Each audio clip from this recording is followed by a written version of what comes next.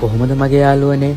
මං හිතුවා අද චුට්ටක් විතර වෙනස් වීඩියෝ එකක් ඔයාලට ගේන්න ඕනයි කියලා.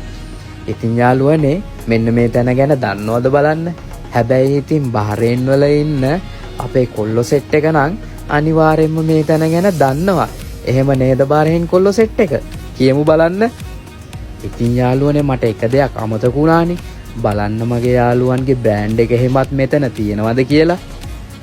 මට අවශ්‍ය දේවල් ටික මේ පැත්තෙන් අරගත්තා.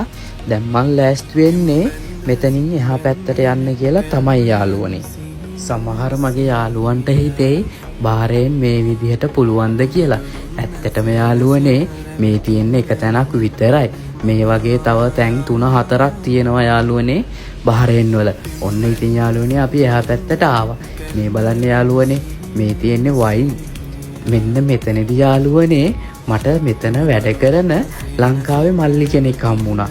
ඕගොල්ලොත් මෙතනට ගියොත් බලන්නේ මල්ලි ඉන්නවද කියලා. ඒ මල්ලි ඔයාලට උදව් කරයි.